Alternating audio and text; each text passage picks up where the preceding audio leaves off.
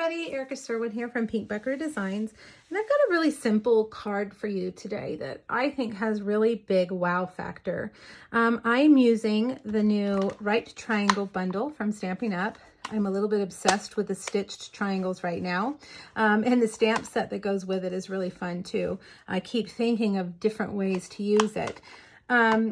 This is a project that I originally did during a Facebook Live. So when you click on the link here on YouTube, it'll take you to that post. You will find the PDF under the last photo. There's also 2 other right triangle projects there as well. Now I decided to go with reds first, and I loved this card so much that then I needed to make it in blues. All right. And then, so these are warm colors and these are cool colors.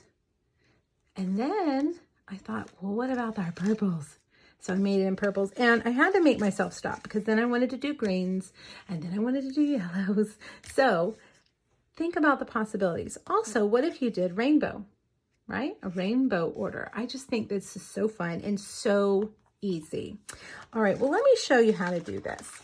The dies that I'm using are these. Now, I originally started making this card using the largest die here, but I found that it wouldn't fit on the normal card base. So I said, okay, we have to take that one out of the order. So I am using these 4, oops, I can't get them picked up. And let me tell you what colors I have done. I have cut out 2 real red from the largest, 2 Poppy Parade from the next one. Then the next color is Calypso Coral. Who would have thought Calypso Coral would go with those, but it looks great, doesn't it? And then I've got 2 Petal Pink. Now we've got this little baby left, and I didn't have any other colors that would go. So I thought, okay, well, let's stamp a triangle and cut it out. Now there's different sizes of triangles here. There's not one for this teeny tiny baby, but why can't we cut it out of one of these? So that's what we're going to do. All right, so let's do that. And we also need to cut out the word. Let me move these out of the way. I have a piece of basic black cardstock that I have put our adhesive sheets on the back. They're kind of like stickers. And then when we cut that word out, we will peel that layer off and adhere it to the vellum, okay? And we're going to use one of the well-written dies, thanks. You could use any words you want. You could even do a stamped sentiment across the front if you wanted. You'll see that this little baby that we do here at the end barely shows. So even if you left that off, it would be okay. And that's kind of what I did over here. There wasn't another purple for me to use, so I stuck with the 4. Same with the blues. Okay, so you really don't have to go quite as small as we're going to do, but we're going to do it. All right, let's stamp on our piece of Whisper White, which I don't know where it went, so hold please. Grab it from the scrap drawer. Good thing I've got a scrap drawer right there. All right, so I'm going to use this one. I don't know what kind of pattern you would call that, but we're going to stamp it in Petal Pink. Okay, we're going to stamp it twice. That's all the stamping we're going to do for this card. Now the trick with these really is to not lose these tiny ones. On one of my other videos, I used another one of the tiny ones to make little pineapples for the pizza that I made, and I almost lost that die. So be very aware when you're using these because they can easily get swept into the trash with your paper scraps. All right, I'm going to go back one more time for those words there, because sometimes you just need another pass through when something is thick like that, and that one did great. And here's a little trick for you. If it doesn't pop right out, you can always drop it a few times and it'll usually pop out. It's going to prove me wrong because I'm making a video, but usually a toss on the desk will pop it right out. All right, let's cut this one out. Isn't that always how it is? It's like kids. They're always well behaved until you take them somewhere.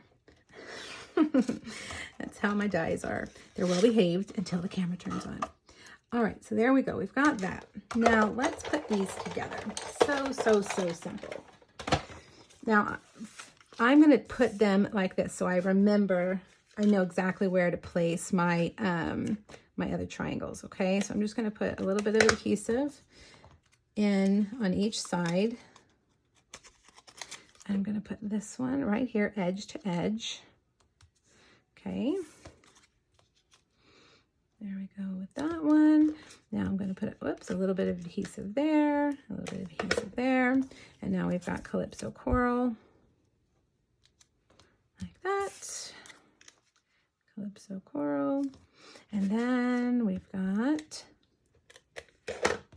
Petal Pink. I love that color combination. Isn't that beautiful? And Petal Pink. So that's how they go together. See how I went down that way and up that way? So really, they're exactly the same. But when you flip them, they're different. All right. Now, you could have them going to both sides, couldn't you? What if we did it if we turned it like that? Oh, now there's something different. You didn't know you were going to get a geometry lesson today, did you? All right, let's layer them up. I have already embossed a piece of Whisper White with our Tasteful Textures embossing folder. It just gives a subtle texture to the cardstock, kind of like textured cardstock. And I'm going to put this with dimensionals right there, loosely, because I might need to move it. I'm not going to press it in yet. Okay.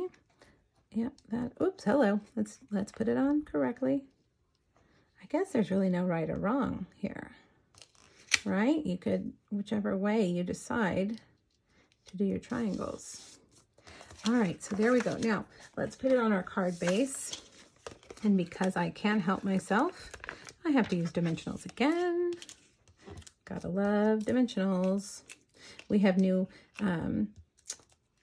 foam sheets that are like giant dimensionals, and I love them.